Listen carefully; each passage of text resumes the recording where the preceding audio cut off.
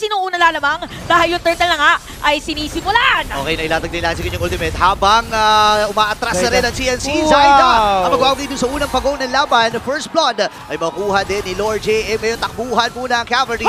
Pinato rin! Ito si Carlito, wala siyang pantakas. And Zyda win a kill.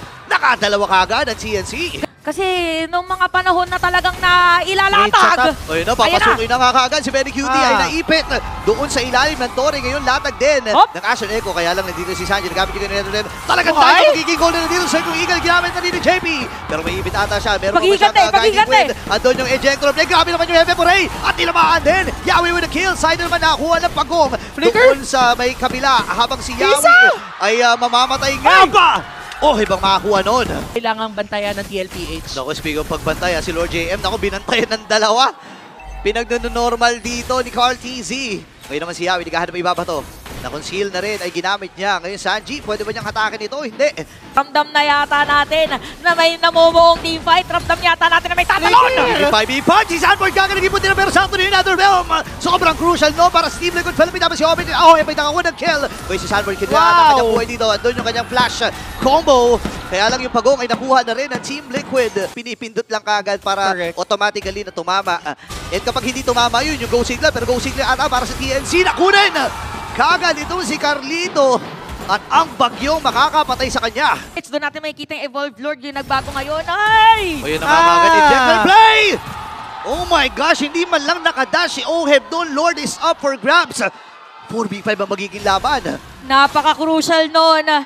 Si Oheb yung naibato. At dahil dyan, na TNC ngayon ang mag-a-attempt na kumuha ng Lord. Nakapwesto naman ng TLPH pero kulang sila na isa. Kulang sila ng damager. Grabe nila pagkagan yung Glorious Pathway habang si Eagle naman mula dito kay Danny JP.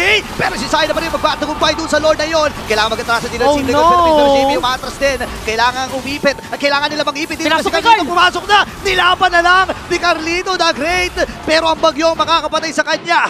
Gold, kaya na nilang mag-burst down ng isa, kaya lang hindi pwede! Ayun na.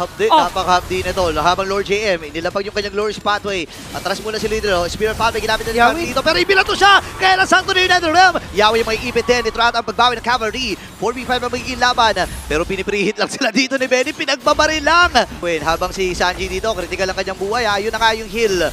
Mula dito kay Daddy James, Signal Giga na ginamit na nga rin lang. Ibinubugaw na ito! Member ng TNC, pero siya pa rin magpatagumpay doon sa Lord. Benny with a kill. Dapat umbakagan dito si Carlito. Habang dumadaban ni Sanford, gusto niya makakuha ng isa dito. Bumuga na nga rin with the shockwave. Yung Lord ay nasa may bandang ibaba. Mga kalibata, pero flicker din. Nakakomment. And Oheb with a kill. Uubusin ata dito ng Cavalry. Kailangan ba si Lord JM? Si Zayn na nakipagsabahan na sa tatlo. Magiging apat pa. 4v1. Pero lamang. In terms of number dito, Team Liquid. Si Oheb dumadive na under the base. Napakatapang ni Oheb. Sa may susunduin lang ni Danny James. Nang kayang gawin dito ng CNC, pero may plano ata sila. Sige, kagad. Ang ginamit dito ni JP, pero bubutirihin ata kagad si Carlito. May niligtas pa, hindi, kasi si Benny na ako ng kill. Habang si Oheb, free hit lamang. Sayaw-sayaw lang with the synchropration and the chrono dash. At ngayon ay wala ang jungle at ang roamer dito ng magkabilang kupunan. Oo, pagalingan na ito mag-hold ng position. Definitely parang kung may isip mo, pinakamaganda dito kumuha ng Lord is gonna be TNC. Pero kaya hindi nakapwesto yung TLPH ngayon para pigilan, para i-delay. At nakikita natin ngayon na talagang napaka-importante kung paano mag-poke ng mga kalaban. Kailangan nilang kontrahin, kailangan nilang pasukin anytime, pero may kita yata kung saan manggagaling. O, kalahati kami Sanford dito habang si JP na palalim! Oh my gosh, grabe yung combo dito ni Zyda. Tamang vertical lamang. Habang si Oheb ay nakakuha din na kill. Zyda dito ay nag-aabang lamang. Ito pa tayo ng paglipad. Nag-aabang sila dito pero speaking of paglipad, parang palili pa rin kagad nila si Yawi. Hindi man lang makakabato doon. Ngayon, nandito yung Glorious Pathway. Lord J may umaabante. Very cute yung free hit lang. Kalahati yung buhay ni Sanji dito. Habang si Oheb, hinahawakan niya lang yung Lord. Pero may ipit ata si Sanford. Kailangan niyang matras. Ando si JP for the follow-up. Kompleto pa ang mga miyembro dito ng Team Liquid Philippines. At pwede nila samantalahin ito, ha? Oo, feeling ko na kayo mag-Lord. Oh, wait lang. Parang may poke yata. Another reset na naman. Parang gato ulit yung nag-istorya kanina kahit kulang ang mga players, mahirap ilaban dahil meron damage both the teams. Pero parang dediretso na TLPH. Okay, ibaburst na nila ata kaagad itong Lord na ito. Pero si Oheb ay lumaban na rin with that syncopation. Napubulo na rin ako habang si Lord M. Umabante na ka rin. Sanji ang magiging punti niya. Flicker in a commit. 16 minutes ang average. Eto, pagkakakita 20 nila na. game 1, 20 minutes agad. Wait lang, Lord. Dito sa may top lane, meron paglipad na gagawin, pero ikakancel lang din. Masisira na ng TLPH yung Torres sa itaas. Ako ready na ata dito ang Team Liquid Philippines pero kalahati yung buhay ni Sanford. Sakit Yung Lord ni ay Oheb! nandito pa rin. Ang sakit na ni Oheb dito. Tamang single vision lamang. Kaya lang din si Benny para bugawin ang Cavalry. Matagumpay na pagdepensa para sa TNC. Ayan na. Wait lang. Importante ata na makuha nila Sanford! dito si Sanford. Pero naiba to. Kaya lang, bitinata yung damage nila. Nandun yung Oh, flash no. combo. Nagamit Asal na rin Echo? Cavalry Asal Echo. Atras muna dito ang Team Liquid Philippines. Marami mga nakomit na ultimates actually. Pero pwede na nilang simulan nito. Sanji, nag-aabang din na magiging target Oo, walang flicker si Yawi, Wala yung mga biglaang ejector na pwede Nag-consist si gawin. Yawi. Nangalahati yung buhay. Nangalahati yung buhay ng Lord. Pero iba yata yung gusto gawin. Uy, ejector kagad si Sanford!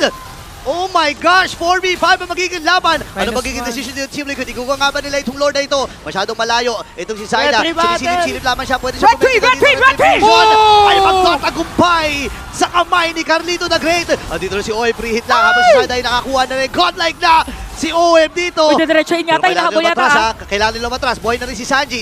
Ang sakit ng mga pokes mula kay Lancy. Gawa niya or else, Oheb will wreak havoc. Okay, nagamit na kagad dito yung ultimate mula kay Lord JM. Ay, ayan na nga. Ang sakit ng mga machine mula dito kay Saida.